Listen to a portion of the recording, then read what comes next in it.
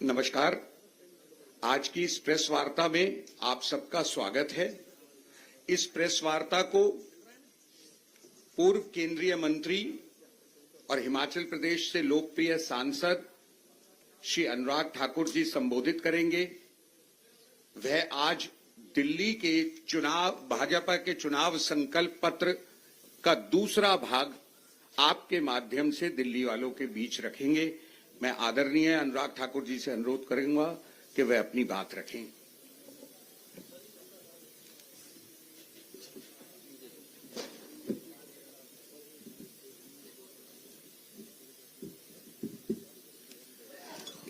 सम्मानित मंच, उपस्थित सभी आदर के योग्य मेरे पत्रकार मित्रों,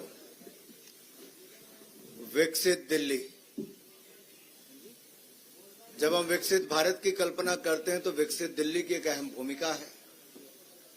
और विकसित दिल्ली संकल्प पत्र 2025 जब आदरणीय राष्ट्रीय अध्यक्ष जगत प्रकाश नड्डा जी ने, जिसका आप सबके सामने पहले अपनी बात रखी, आज उसके दूसरे भाग में मैं आप सबके सामने आया हूं।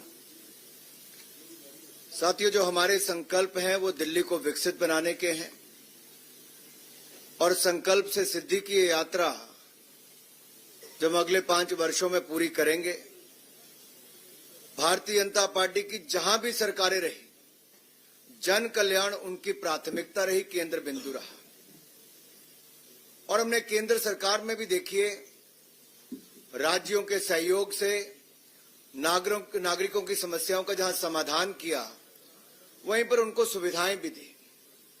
सबसे बड़ी आपदा दिल्ली वाली आपदा तो है ही, जो 11 साल से है, लेकिन देश ने आपदा देखी जब कोविड पैंडेमिक का है। उस आपदा के समय भी नरेंद्र मोदी जी ने जिस तरह से नेतृत्व दिया, जन कल्याणकारी योजनाएं लेकर आए, 80 करोड़ लोगों को मुफ्त में अनाज दिया, मुफ्त में इंजेक्शन लगाया, कोविड की समस्या से बाहर निकाला, वो तो एक था ही। उसके अलावा भी जन कल्याणकारी बहुत सारी योजनाएं आई। मैं छोटा सा उदाहरण देता हूं। उत्तर प्रदेश और मध्य प्रदेश में जो 60 साल से कांग्रेस नहीं कर पाई, वो नरेंद्र मोदी जी की सरकार ने किया, भाजपा ने किया। केन बेतवा नदियों को जोड़ने के लिए और उस पर जल विद्युत परियोजना लगाने के लिए 44,605 करोड़ रुपए का प्रोजेक्ट मंजूर किया था। आज वो शानदार कार्यक्रम चल रहा है। हमने जल जीवन मिशन भी चलाया। पहाड़ों में 17,000 फीट हाइट पे भी नल से स्वच्छ जल आता है। लेकिन आपदा ने जल जीवन मिशन दिल्ली में लागू नहीं किया। पूछिए अरविंद केजरीवाल जी से क्यों नहीं किया, आतिश जी से पूछिए क्यों नहीं किया। यहां नलकों से गंदा पानी आता है दिल्ली में। आयुष्मान भारत वो यहां पे लागू नहीं किया, जो 5 लाख रुपए का इलाज देश के 60 करोड़ लोगों को मिलता है, यहां लागू नहीं किया। राजनीतिक लाभ उठाने के लिए उन्होंने जन कल्याणकारी योजनाओं को आपदा ने लागू नहीं किया। आतिश जी और अरविंद केजरीवाल जी ने लागू नहीं किया। हमारी सरकार बनेगी और हम दिल्ली में स्वास्थ्य हो, यातायात हो, बिजली हो, पानी हो, परिवहन हो, आदि से जुड़ी जितनी समस्याएं हैं उनका हल करेंगे। दिल्ली को बेहतर, या दिल्ली वालों को बेहतर कल और बेहतर आज देने का प्रयास करेंगे। पड़ोसी राज्यों हो, एमसीडी हो, एनडीएमसी हो, केंद्र सरकार के सहयोग से प्रभावी जो हम यहां समाधान करेंगे। हम इनकी तरह बहाने नहीं लगाएंगे कि केंद्र ने नहीं किया। केंद्र में भी मोदी सरकार, दिल्ली में मोदी सरकार, यहां की भलाई करके दिखाएंगे। अब मैं आता हूं आपके पास। पिछले 10 वर्षों में भाजपा सरकार ने दलालों को खत्म कर दिया है, मिडलमैन को खत्म कर दिया और डीबीटी, डायरेक्ट बेनिफिट ट्रांसफर, इसके माध्यम से जन कल्याणकारी योजनाओं को लागू किया है।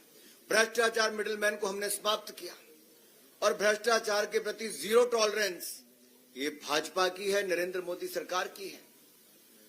लेकिन दिल्ली में आपदा के कारण, कोविड महामारी के दौरान जहां ऑक्सीजन नहीं मिल पाती थी, अस्पतालों में बेड नहीं मिल पाते थे, उस समय सैकड़ों करोड़ रुपए इन्होंने माफ कर दिए शराब व्यापारियों के। 2026 करोड़ का घोटाला आपदा ने, आम आदमी पार्टी ने किया। और कैग की रिपोर्ट जब आ गई तो उस रिपोर्ट को भी विधानसभा में नहीं लेकर गए। मेरा सीधा सवाल है आम आदमी पार्टी से, ऐसी क्या मजबूरी थी कि कैग रिपोर्ट को आप विधानसभा क्यों नहीं लेकर गए? अपने भाषण देने के लिए आप कभी एक दिन 2 दिन के विधानसभा सत्र बुलाते थे, कैग रिपोर्ट को पेश क्यों नहीं किया गया? दिल्ली जल बोर्ड के 28,000 करोड़ के घोटाले पर क्यों नहीं आपने चर्चा करवाई? मोहल्ला क्लिनिक के आपके 65,000 फर्जी लैब टेस्ट हुए, आपने उस पर चर्चा क्यों नहीं करवाई? कोविड महामारी के दौरान आपने शीश महल घोटाला किया, अपने घर का निर्माण किया, इन घोटालों पर चर्चा क्यों नहीं हुई? भारतीय जनता पार्टी की सरकार बनेगी, हम आम आदमी पार्टी के कुशासन और भ्रष्टाचार के खिलाफ, चाहे डीटीसी की बात हो, मोहल्ला क्लिनिक की बात हो, शराब घोटाले की बात हो, जल बोर्ड से जुड़े घोटाले की बात हो, इन पर एसआईटी की जांच बिठाएंगी, भारतीय जनता पार्टी बिठाएगी। और जीरो टॉलरेंस हम भ्रष्टाचार के प्रति रखेंगे। दिल्ली वालों से हमारा वायदा है, दिल्ली की जनता से हमारा वायदा है, और ये हमारा ट्रैक रिकॉर्ड बोलता है। 2014 से लेकर 2025 तक नरेंद्र मोदी जी की सरकार दिल्ली में है, यानी कि देश में 1 रुपए के भ्रष्टाचार का कोई आरोप नहीं लगा पाया।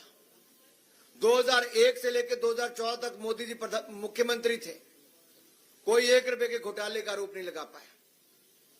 लेकिन आज आम आदमी पार्टी की दिल्ली की सरकार ने, जो हमारा दिल्ली प्रदेश है, जो कभी घाटे में नहीं था, वो पहली बार राजस्व घाटे में होगा।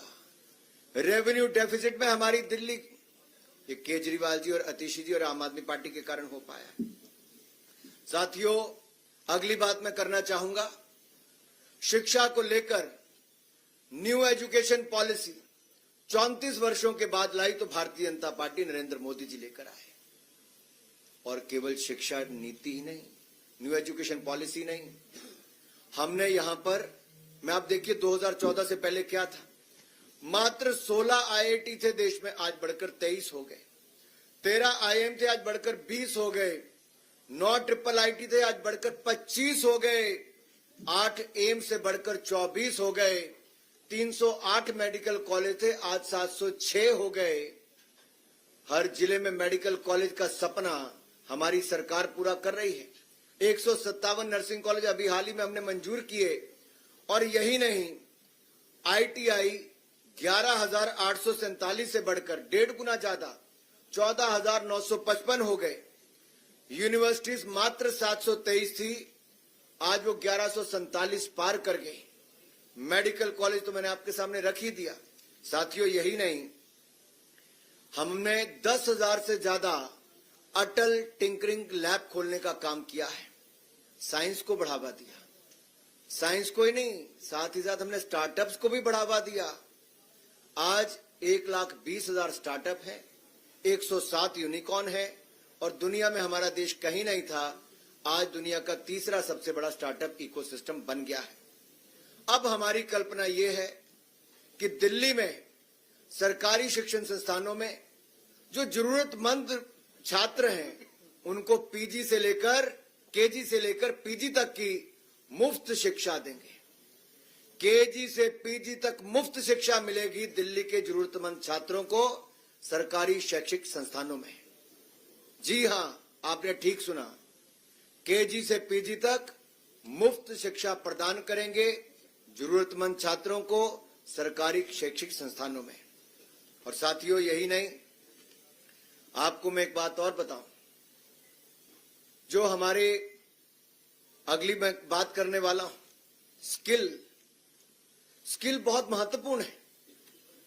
और स्किल देने के लिए हमने जहां एक और कौशल विकास की बहुत सारी योजनाएं चलाई, मुझे कहते हुए प्रसन्नता है, हमने लगभग 1.5 करोड़ से ज्यादा युवाओं को कौशल विकास किया है, उनको प्रशिक्षण दिया है, उनको स्किल देने का काम किया है। और जो हमारे युवा यूपीएससी राज्य के पीएससी के उसमें पार्टिसिपेट करना चाहते हैं, नेक्स्ट स्लाइड पे अगर आप जाएंगे तो उसमें आपको दिखेगा जहां एक और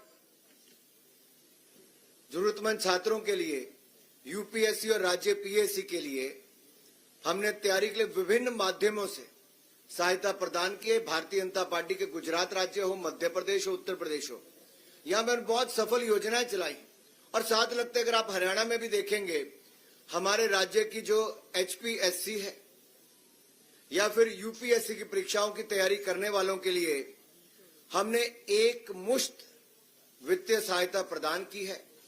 और जो आने जाने में किराया लगता है, लागत आती है, उसकी प्रतिपूर्ति भी हमने की है। लेकिन दूसरी ओर दिल्ली में आम आदमी पार्टी की आपदा वाली सरकार ने घोर लापरवाही की। 15 मिनट की बारिश में सीवरेज भर जाते हैं। ये जो झीलों की नगरी बनाना चाहते तो झीलें यहां पे उत्पन्न हो जाती हैं और हमारे सिविल सर्विस के